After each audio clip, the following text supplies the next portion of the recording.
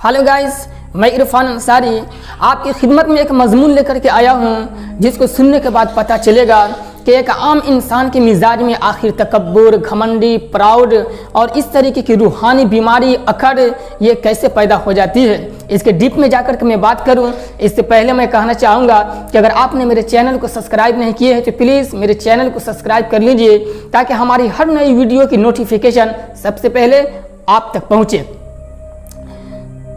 जब तक इंसान नॉर्मल तरीके से ज़िंदगी गुजारता है, सादी ज़िंदगी, सिंपल ज़िंदगी गुजारता है, तो उसके अंदर आमतौर पर घमंडी और क्या कहते हैं कि तकब्बुर और अकड़ पैदा नहीं होता है। लेकिन जैसे जैसे उसका कारोबार बढ़ना शुरू हो जाता है, उसके पास रुपये, पैसे, ज़मीन, जायदाद जब होने लगते हैं तो फिर उसके अंदर धीरे धीरे अकड़ और कारून की सिफत और फिरौन जो तकब्बुर किया था उसकी सिफत, उसकी आदत उसके अंदर धीरे धीरे आने लगती है। मैं आपसे कहना चाहता हूँ, मैं सभी लोगों की बात नहीं कर रहा हूँ, लेकिन आमतौर पर 85 या 80% लोगों के अंदर ये मिजाज पैदा हो जाता है। जैसे जैसे रुपये पैसे आने शुरू हुए, बस जिंदगी तो बदलती है, इसके साथ साथ उसका दिमाग भी चेंज होने लगता है।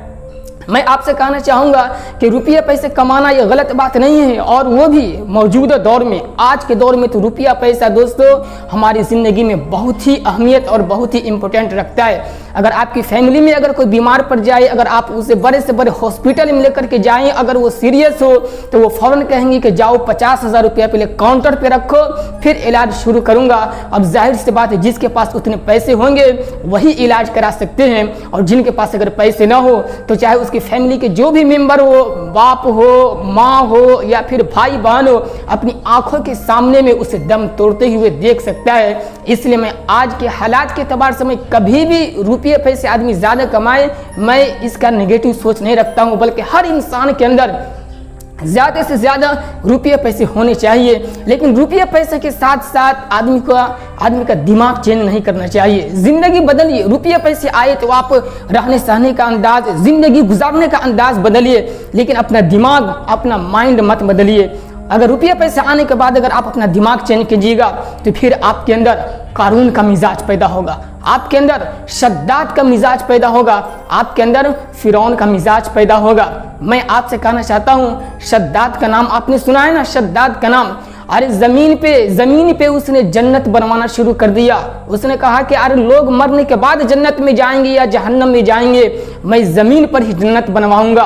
कई सालों तक काम कराया, और काम कराने के बाद जब जन्नत तैयार हो गई, खुद उसमें दाखिल होना चाहा, एंट्री मारना चाहा, लेकिन उसके एंट्री मारने से पहले वो ज़मीन से क्या हो गया, इस दुनिया से चला गया, उसकी मौत हो गई।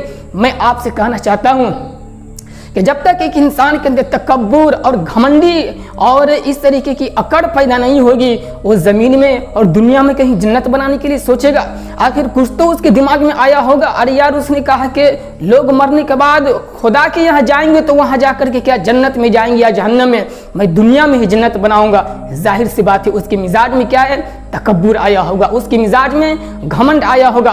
कारून का नाम आपने सुना है ना, अपने वक्त का बहुत ही बड़ा मालदार इंसान गुजरा है। उसकी ज़िंदगी देखिए, बिल्कुल मिडिल क्लास की ज़िंदगी थी, बिल्कुल गरीब इंसान था, लेकिन पता नहीं कौन सा नुस्खा सीख लिया जिसकी वजह से उसके पास करोड़ों रुपया क्या बल्कि हीरे जवाहिरात खजाने आ गए उसके पास। अब क्या खजाने आ गए तो मूसा अलैहिस्सलाम ने उससे क्या कहा कि अब ज़कात दो, तुम पर ज़कात फ़र्ज हो गया है। लेकिन उसके अंदर अब अकड़ आ गई, उसके अंदर तकब्बुर पैदा हो गया, कहने लगा कि नहीं, ये सारा रुपया पैसा मेरे मेहनत की वजह से आया है, मेरी मेहनत की वजह से आया है। हज़रत मूसा अलैहिस्सलाम ने उसे बार बार कहा, लेकिन उसके अंदर तकब्बुर और घमंड और अकड़ था। ये सारी चीज़ यही कर रही थी कि नहीं, ये रुपये पैसे मैं अपनी मेहनत की वजह से कमाया हूँ। अरे इतना मालदार था कि कुरान ने नक्शा खींच दिया, इन्ना मफातिहहु लतनूउ बिल उस्बति उलिल कुव्वा, कि बड़े बड़े पहलवान लोग उसके खजाने की चाबियों को उठाया करते थे। मतलब उसके खजाने की चाबी इतनी थी कि मजबूत और ताकतवर इंसान उन चाबियों को अपने कंधे पे उठाया करते थे। तकब्बुर पैदा हो गया था दोस्त, तकब्बुर पैदा, और इतना सज धज करके रहता था कि जिस माहौल से, जिस बस्ती से वो गुजरता था, लोग मालूम है हैरत से कहा करते थे, या लैतलना मिस्ल मा ऊतिया कारून, ऐ काश कारून की तरह मेरे पास भी खजाना होता, लेकिन कारून का तकब्बुर, उसका घमंड अल्लाह को पसंद नहीं आया, अल्लाह को पसंद नहीं आया। कुरान ने नक्शा खींच दिया, फखसफना बिही व बिदारिहिल अर्ज़, अल्लाह ने उसके खजाने के साथ साथ ज़मीन के अंदर धंसा दिया, दोस्त ज़मीन के अंदर धंसा दिया। मैं आपसे कहना चाहता हूँ कि आपके पास रुपये पैसे अगर बहुत आए, लंबा चौड़ा कारोबार है, बहुत ही अच्छी बात है, लेकिन ज़िंदगी सादगी में गुजारने की कोशिश कीजिए, ज़िंदगी सिंपल तरीके से गुजारने की कोशिश कीजिए। कुछ हो या ना हो, ज़िंदगी में सुकून ज़रूर मिलेगा, दिल में सुकून ज़रूर मिलेगा। आपने फ़िरौन का नाम सुना होगा। फ़िरौन अपने वक्त का बहुत ही जालिम तरीन बादशाह गुजरा है, बहुत ही जालिम तरीन। इतना जालिम था कि पता नहीं उसके ज़माने में किसी पादरी ने कह दिया कि अभी कुछ दिनों के अंदर एक लड़का पैदा होने वाला है और वही लड़का तुम्हारी जान लेने वाला बनेगा, वही तुम्हें कत्ल करेगा। इतना जालिम था कि उस वक्त में जो भी लड़का पैदा होता, कुछ दिनों में जो भी लड़का पैदा हुआ, सभी को मरवा दिया। अरे बच्चे को कोई जान से मार डालता है, वो भी बिल्कुल मासूम बच्चा जो अभी पैदा हुआ हो, सभी को उसने कत्ल कराना शुरू कर दिया, सभी को कत्ल कराना शुरू कर दिया। इतना जालिम तरीन बादशाह था। लेकिन क्या है, उसकी शुरुआती जिंदगी की देखिए, बिल्कुल एकदम क्या है कि मिडिल क्लास का लड़का था। अरे एक कब्र के पास क्या है, वो वर्कर का काम किया करता था, निगाहबानी का काम किया करता था। एक कब्र पे क्या है, वो गाड़ी किया करता था और फिर महीने में, हफ्ते में, 10 दिन में उसे कुछ रुपया पैसा मिलता था। लेकिन गद्दारी करके, दाएं बाएं करके, लेफ्ट राइट करके उसके पास इतना रुपये पैसे आ गए, इतने रुपये पैसे आ गए कि वो क्या हो गया, वो वक्त का बादशाह बन गया। और इतना बड़ा बादशाह बना के उसके पास किसी चीज़ की कमी नहीं थी। जब देखा कि मेरे पास किसी चीज़ की कमी नहीं है, तो आखिरी में क्या कह दिया, अना रब्बुकुमुल आला, मैं ही सबसे बड़ा रब हूँ, मैं ही सबसे बड़ा खुदा हूँ। अल्लाह को उसका तकब्बुर, घमंड और इस तरीके का ईगो पसंद नहीं आया। अरे दरिया में डूबकर उसकी मौत हुई, दरिया में डूबकर उसकी लाश को दरिया तक कबूल नहीं किया, बल्कि मुझे कहने की इजाज़त दीजिए कि ज़मीन ने भी उसकी लाश को कबूल नहीं किया। और कहते हैं कि आज भी उसकी लाश मिस्र में क्या है, अभी भी मौजूद है। मैं आपसे कहना चाहता हूं कि देखिए, ऐसे बादशाह लोग गुजरे हैं जो पहले तो सिंपल तरीके से ज़िंदगी गुजार रहे थे, मिडिल क्लास के लोग थे, लेकिन जैसे जैसे उसके पास रुपये पैसे आते गए, उसके अंदर तकब्बुर का मिजाज, घमंड का मिजाज, ये सारी चीज़ें पैदा होती गई। मैं आपसे कहना चाहता हूँ कि आप भी रुपये पैसे खूब कमाइए, लेकिन फ़िरऔन की बुरी आदत और कारून की ये बुरी आदत अपने अंदर पैदा मत कीजिए। वरना याद रखिए कि कारून का जिस तरीके से इलाज अल्लाह रब्बुल इज़्ज़त ने ज़मीन में धंसा कर किया, ऐसा न हो कि कहीं वही अजाब आप पर भी नाजिल हो जाए। अरे ज़िंदगी के लिए रुपये पैसे बहुत ही अहमियत रखता है, लेकिन घमंड मत कीजिए। आपके नीचे वाले लोग हैं, उनको कभी भी आप हकीर निगाह से मत देखने की कोशिश कीजिए, क्योंकि यही कमज़ोर लोगों की क्या है, दुआई होती है जो आपको बढ़ाने में मदद करती है। आप अमीर इंसान हैं। मैं आपको एक एग्जाम्पल देना चाहता हूँ। हज़रत अब्दुल्ला इब्न मुबारक रहमतुल्लाह अलैह अपने दौर के ये बहुत ही बड़े हदीस के इमाम गुजरे हैं। कहते हैं कि मैं इतना बड़ा मालदार था कि मेरा हमेशा रहना सहना बिल्कुल अमीरों के साथ हुआ करता था। अमीरों के साथ मेरी दोस्ती थी। जब मैं किसी दोस्त के पास जाता, उसके पास अच्छा से अच्छा सामान और कीमती चीज़ देखता, तो मैं अपने घर आकर के उससे भी कीमती चीज़ खरीद लेता था। और मुझे उस वक्त तक सुकून नहीं मिलता जब तक मैं उससे कीमती चीज़ न खरीद लूँ। हज़रत अब्दुल्ला इब्न मुबारक रहमतुल्लाह अलैह कहते हैं कि इस तरीके से ये मेरा मिजाज ही था, लेकिन दिल में सुकून नहीं था, दिल में एक बेचैनी सी थी। और उनको क्या है कि म्यूज़िक में उनको बहुत ही दिलचस्पी थी। शराबी थे, कबाबी थे। वो जवानी में उनकी ज़िंदगी बिल्कुल बुरे माहौल में गुजरी थी। वो अपने वक्त के क्या है कि बहुत ही मालदार इंसान थे।